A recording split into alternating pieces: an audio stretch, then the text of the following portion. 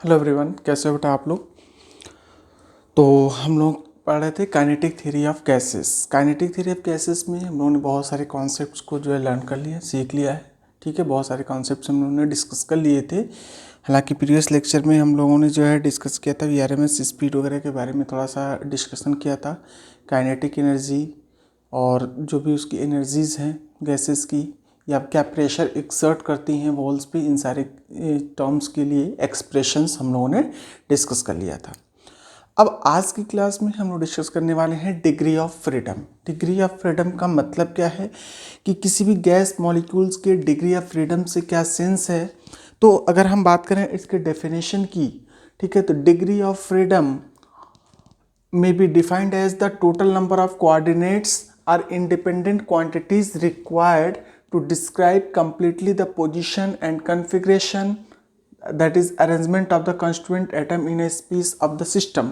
मतलब कि जो भी आपका मॉलिक्यूल है, जैसे कि गैस के मॉलिक्यूल्स हैं, तो उनका जो एटम्स हैं, यानी कि जो भी मॉलिक्यूल्स हैं वो एटम से मिलकर के अगर बना हुआ है, ठीक है, तो उसका किस तरह का कॉन्फ़िगरेशन है, किस तरह का अरेंजमेंट है, उस अरेंजमेंट का के लिए जो है कितने कोऑर्डिनेट एक्सिसेस को के रिक्वायरमेंट है, कितने कोऑर्डिनेट एक्सिसेस उनकी पोजीशन को डिस्क्राइब करने के लिए यूज़ हो रहे हैं, ठीक है, या वो जिस तरह से अरेंज किए गए हैं उसकी वजह से उनके मतलब जो है कितने कॉन्फ़िगरेशन में वो मूव कर सकते हैं, ठीक है। इन सबको जो है कलेक्टिवली, यानी कि इन सबको अगर हम कैलकुलेट करें तो उसको हम बोलते हैं degree of freedom. Degree of freedom का मतलब क्या है कि वो अलग अलग, मतलब कि उनकी फ्रीडम होने के, फ्री होने की क्या क्या चांसेस हैं, कितने डिग्रीज में, कितने मतलब जो है कोऑर्डिनेट एक्सिसेस में वो फ्री हो सकते हैं, ठीक है। तो डिग्री ऑफ फ्रीडम का मतलब आई थिंक आपको क्लियर हो गया। इसके लिए एक रिलेशन है, किसी भी आपको गैस का अगर degree of freedom find out करना है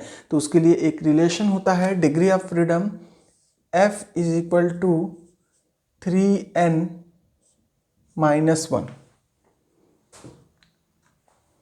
ठीक है। अब इस रिलेशन की अगर हम बात करें, वैसे भी यहाँ पे 3n माइनस 1 के प्लेस पे आप k कह सकते हो, k इज़ अ कांस्टेंट, ठीक है। तो k यहाँ पे आपका कांस्टेंट है, n क्या है, नंबर ऑफ पार्टिकल है, यानी कि k जो है इंडिपेंडेंट रिलेशन हम लेंगे, ठीक है। इसका मतलब यहाँ पे आपको n को लेना है number of particles and k will be number of independent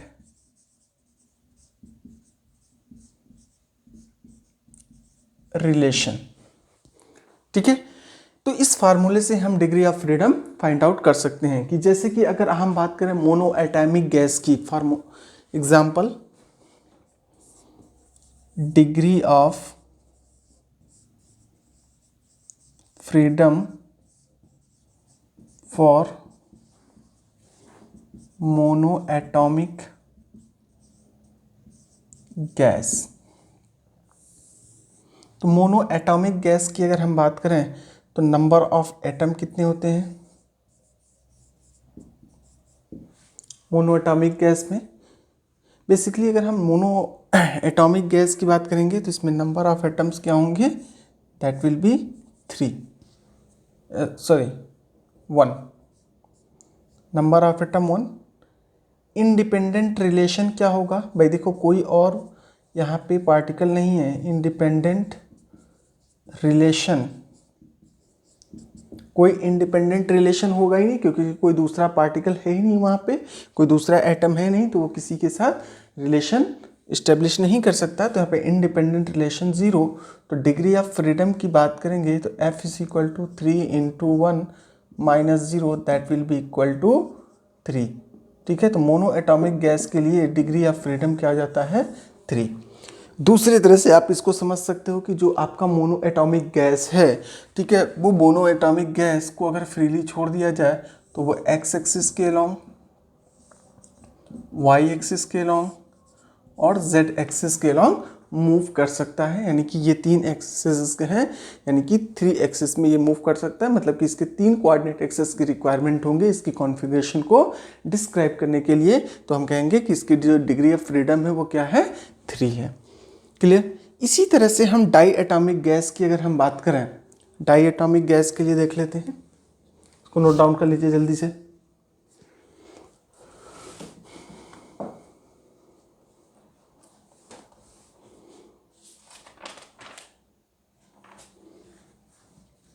okay,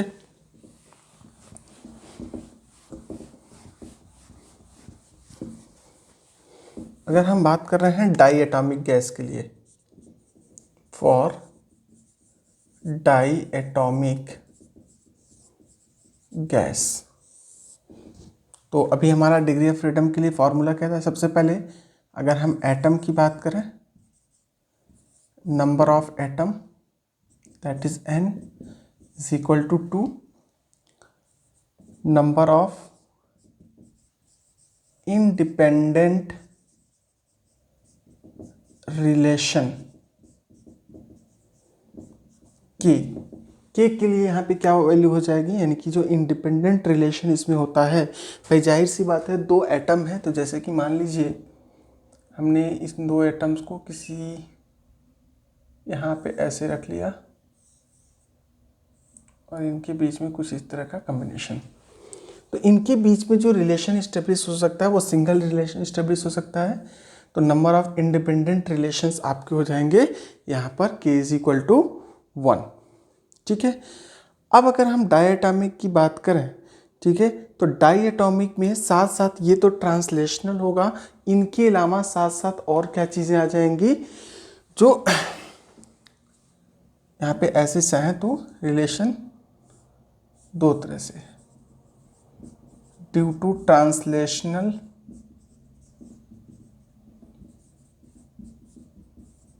motion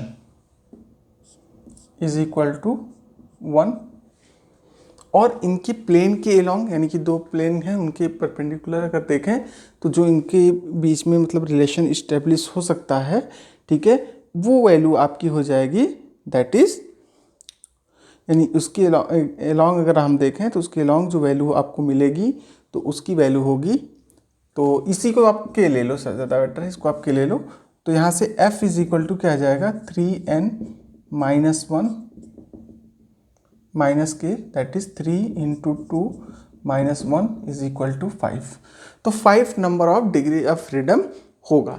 ठीक है, तो यहाँ पे इंडिपेंडेंट रिलेशन की अगर हम बात करें, टोटल इंडिपेंडेंट रिलेशन कितने होंगे, दैट इज के इज इक्वल टू 1। इसको दूसरे तरह से हम समझ सकते हैं कि इसके जो भी डायटॉमिक हैं तो इनका जो डिग्री ऑफ फ्रीडम है एक्स एक्सिस के लॉन्ग, वाई एक्सिस के लॉन्ग और जेड एक्सिस के लॉन्ग, ठीक है, एक्स वाई और जेड तीनों एक्सिस के लॉन्ग 3 डिग्री ऑफ फ्रीडम हुआ। ठीक है, बाकी अगर हम एक्स एक्सिस को छोड़ दें तो ये जो रोटेशन अगर इस तरह से अगर रोटेशन हो रहा है मतलब कि वाई और जेड के लॉन्ग हो सकता है। ठीक है, उसी तरह से अगर हमने इसको रखा तो यहाँ पे एक्स जेड के लॉन्ग, मतलब कि जिसके लॉन्ग रखेंगे उसके अलावा, भाई अगर हमने इसको ऐसे रख छोड़ दिया तो एक्स तो वाई और एक्स के लॉन्ग, और या वाई और जेड के लॉन्ग ये मतलब रोटेट हो सकता है, यानी कि इसके पास क्या होगा, रोटेशनल भी होगा। तो 3 + 2 रोटेशनल, ठीक है, इन दोनों को ऐड कर लेंगे तो टोटल हमारे पास क्या हो जाएगा, डिग्री ऑफ फ्रीडम आ जाएगा 5। ठीक है, और फार्मूले से भी हमारे पास क्या है, डिग्री ऑफ फ्रीडम 5 आ रहा है। एक चीज़ ध्यान रखिएगा कि अगर हम हायर टेम्परेचर की बात करेंगे, यानी कि डाई एटॉमिक गैसेस में अगर टेम्परेचर बहुत हाई है, अबव 5000 के अबव यानी कि टेम्परेचर है, तो उस केस में डिग्री ऑफ फ्रीडम आपकी चेंज हो जाएगी। क्यों? क्योंकि डिग्री ऑफ फ्रीडम वहाँ पे क्या हो जाएगा कि बेसिकली अभी तो आपके पास ये 3 रिलेशंस तो हैं, लेकिन हायर टेम्परेचर में उसके पास गैसेस के पास पोटेंशियल एनर्जी भी आ जाती है, काइनेटिक एनर्जी के साथ साथ पोटेंशियल एनर्जी भी आ जाती है। तो उस पोटेंशियल की वजह से 2 डिग्री ऑफ फ्रीडम और बढ़ जाएंगे। ठीक है, तो उस केस में डिग्री ऑफ फ्रीडम हो जाएगा क्या, 7। ठीक है, तो इसको चाहे तो आप नोट कर सकते हैं, एट टेम्परेचर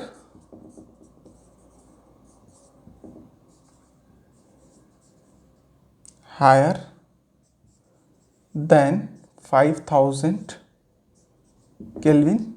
ठीक है, 5000 केल्विन लिख सकते हो। इस टेम्परेचर से अगर ज़्यादा टेम्परेचर की बात करेंगे तो डिग्री ऑफ फ्रीडम क्या हो जाता है डायटॉमिक के लिए 3। तो स्ट्रेट लाइन मतलब उनके जो एक्सिस के अलॉन्ग हो सकता है, 2 रोटेशनल की वजह से, और +2 आ जाएगा वाइब्रेशनल की वजह से, क्योंकि इसके पास काइनेटिक और पोटेंशियल एनर्जीज आ जाएंगी। This will B coordinate axes, this will B rotational, या इसको हम कह सकते हैं ट्रांसलेशनल, रोटेशनल, और यहाँ पे क्या होगा वाइब्रेशनल।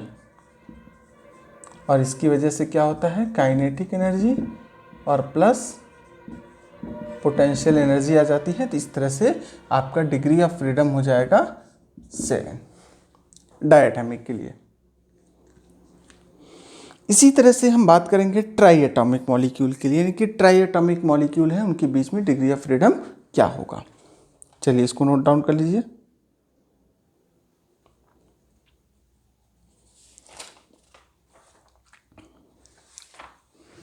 चलिए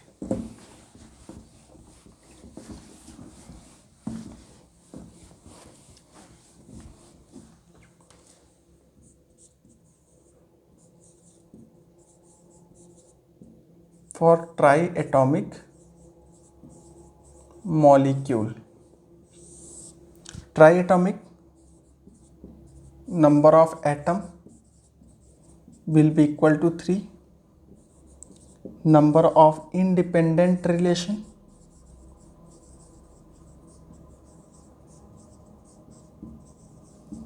that is K is equal to what. देखिए ट्राई एटॉमिक है, एक एटम आपका यहाँ है, एक एटम यहाँ है 1 2, दूसरा एटम आपका यहाँ पे है 3।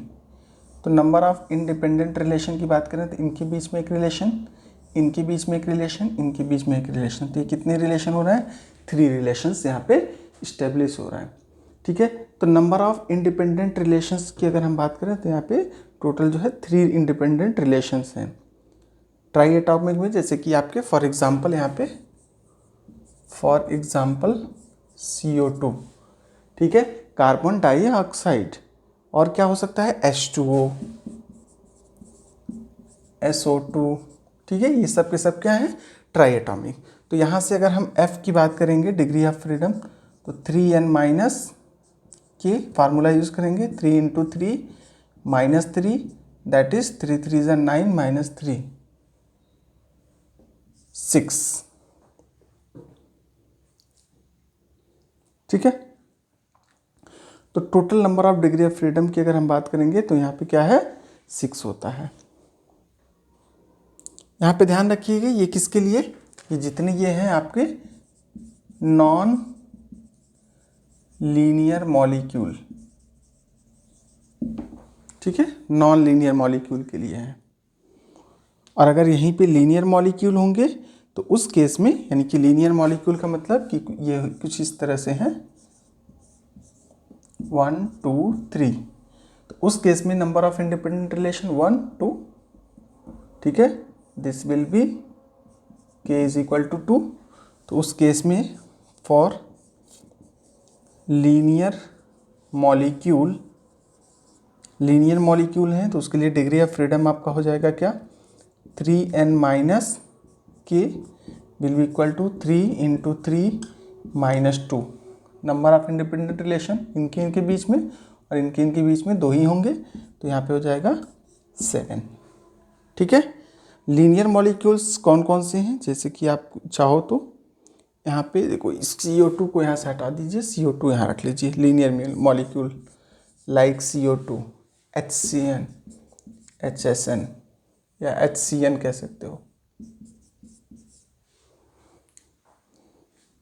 ठीक है, ये सब के सब क्या हैं लीनियर मॉलिक्यूल्स, यानी कि इनका जो भी अरेंजमेंट आप देखोगे तो लीनियरली होता है। जैसे CO2 है, ऑक्सीजन ऑक्सीजन, इस तरह का आपका रिलेशन यहाँ पे दिखेगा।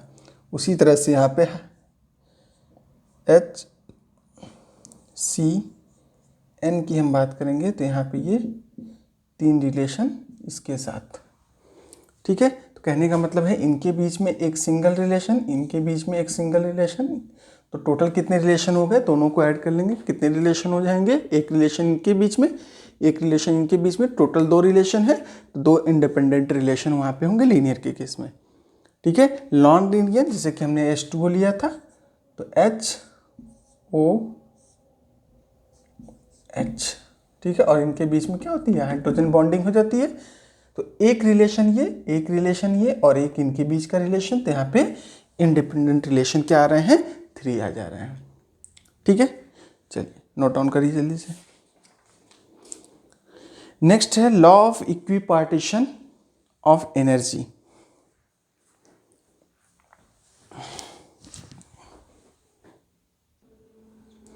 हाँ, तो नेक्स्ट है आपका law of equipartition of energy. ठीक है, law of equipartition of energy क्या कहता है, it states that in any dynamical system in thermal equilibrium, यानी कि कोई भी डायनेमिक सिस्टम अगर थर्मल इक्विलिब्रियम में है, energy is equally distributed among its various degree of freedom. ये ध्यान रखिए, वेरियस डिग्री ऑफ फ्रीडम। ठीक है, एनर्जी इक्वली जो है वेरियस डिग्री ऑफ फ्रीडम में डिस्ट्रीब्यूट होती है, and energy associated with each degree of freedom, हर एक डिग्री ऑफ फ्रीडम से जो एनर्जी एसोसिएटेड है पर मॉलिक्यूल इज 1/2 kBT। फिर kB क्या है, बोल्ट्जमैन कांस्टेंट है, और T इज एब्सोल्यूट टेम्परेचर।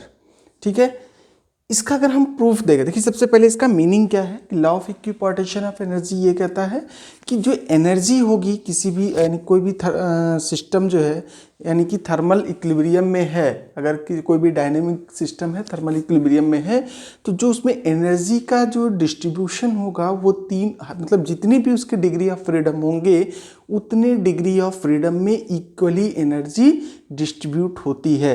तो अब ध्यान रखिए कि डिग्री ऑफ फ्रीडम, जैसे अभी हमने बात की थी कि डायटोमिक मॉलिक्यूल्स के लिए डिग्री ऑफ फ्रीडम जो है, अगर टेम्परेचर बहुत ज़्यादा है, टेम्परेचर हाई है, 5000 से केल्विन से ज़्यादा है, तो उस केस में क्या है कि उसके पास काइनेटिक और पोटेंशियल एनर्जी भी आ जाती है वाइब्रेशन की वजह से।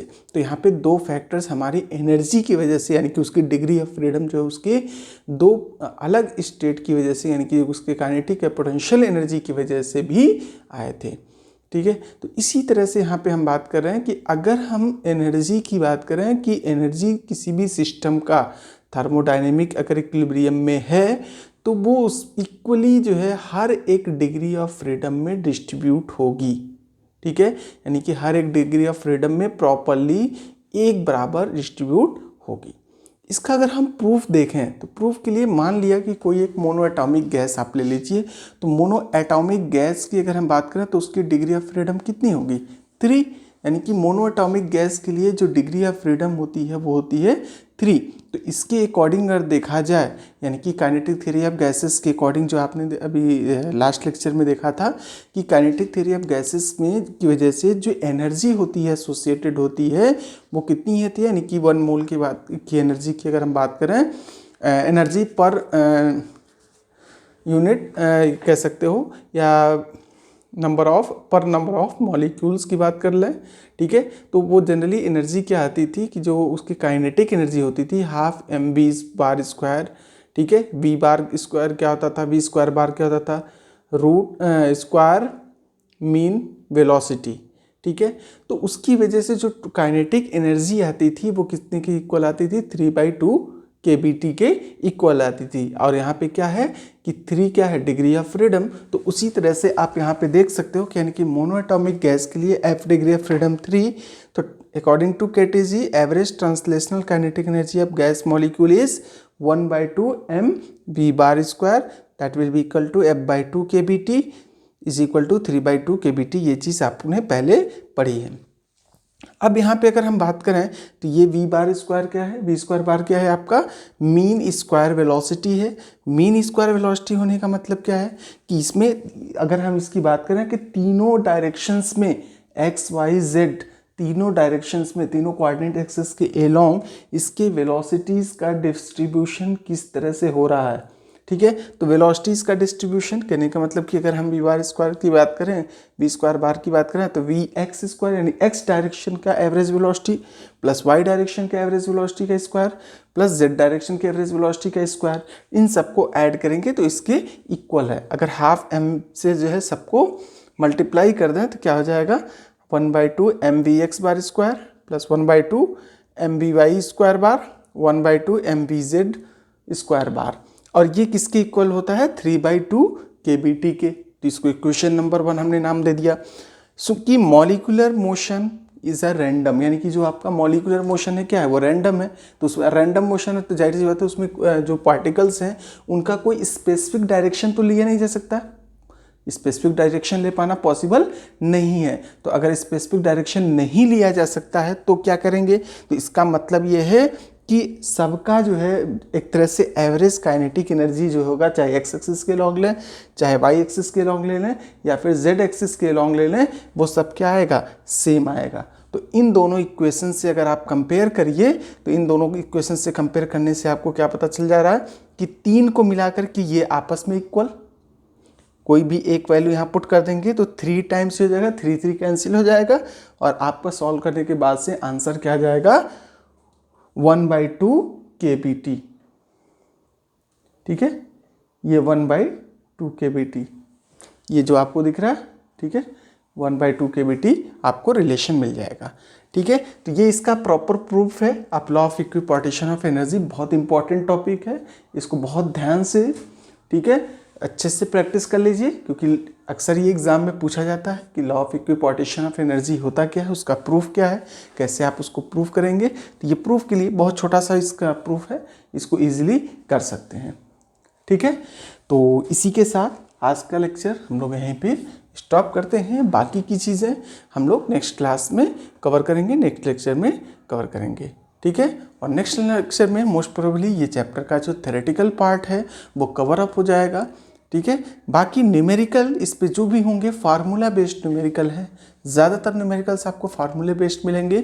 तो उन न्यूमेरिकल्स को अभी आप एनसीईआरटी से प्रैक्टिस करते रहिए। बाकी आगे हम जो है इसको चैप्टर जैसे फिनिश होता है, यानी कि इसका जो कॉन्सेप्चुअल पार्ट, थ्योरेटिकल पार्ट का कंप्लीट होता है, फिर उसके बाद से सारे न्यूमेरिकल्स एक बार हम लोग डिस्कस कर लेंगे।